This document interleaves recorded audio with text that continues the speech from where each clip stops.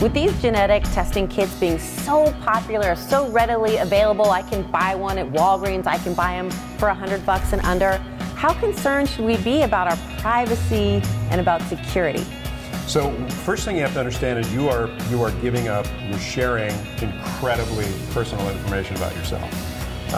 The problem is we really don't know how these DNA tests are going to be used in the future. Will insurance companies be able to gain access to this to figure out how to charge you? Or employers. Medical employers, there's who knows. So you have to understand that that's what you're participating in. All of these companies, for the most part, used what's called anonymized data. So they're taking the collective data that they're getting from all the people that are paying them for this test, and they're providing them, and a lot of times they'll tell you in their service agreement, they're selling this generic information, not about you specifically, but about this generic pool of data to pharmaceutical companies and medical companies because it's incredibly useful for them. So, in a way you might be helping the medical community. Sure. Or we really don't know what's going to happen. So you have to understand what you're getting involved in and understand that no matter what the privacy policy says, because they're all going to tell you that we keep you anonymous, it's up to you, you keep your own information. If they go out of business, file bankruptcy, what have you, that privacy agreement you had with the company is gone.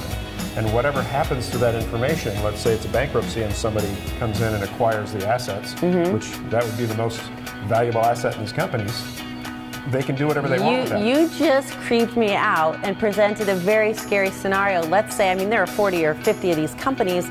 Let's say I lick the swab, I send it in, I do the genetic test, I'm anonymized, and I feel totally safe. That company goes out of business, sells my data, and now I'm back to being Teresa Strasser, and these are all the genetic issues I may or may not have. That's just a scenario, a potential scenario. We can't say that is what's going to happen, but the fact is, it's just like with anything else. When you release control of your personal information to anyone, you have to understand you're doing that, and you have to trust that you're okay with, A, I'm comfortable with their privacy policy, and B, if something were to happen and somebody were to get my information, I'm comfortable with that. And if you're not, then you might want to think twice about doing these tests. Because it's one thing if people know, well, I'm 17% Norwegian, but it's another thing if people have access to sensitive medical data.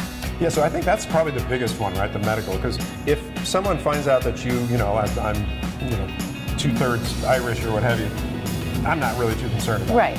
The medical side, in my case, because it all came back negative, there's really not much that can be used against me that I'd be worried about. So in my case, I'm not concerned at all.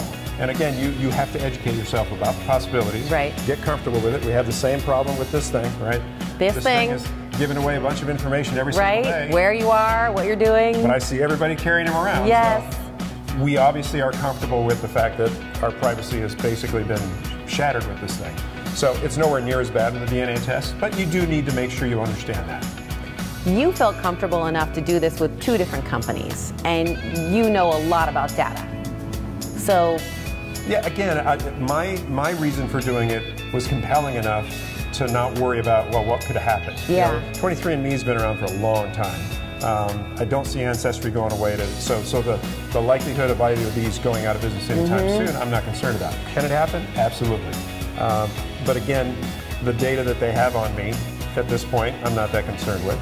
The only possible problem that can come into play is that because they have my DNA samples on file, right, future tests that I don't know about, right, or things that can be done with that information. So the fact that I'm no longer in control of my DNA samples. I basically am relying on these companies to maintain privacy and keep this information private. Have you considered a Jurassic Park scenario? I have not. Is that not a possibility? They make another data doctor out of your DNA? Well, we already know that's not possible. They broke the mold? Yeah. But genetically? Genetically, it's possible. Somewhere in a lab in 50 years from now. I could come back. What would you want to do? This interview again? I'd probably want to go to Ireland. Again. Again. For the latest trends, deals, and life hacks, go to thelistTV.com.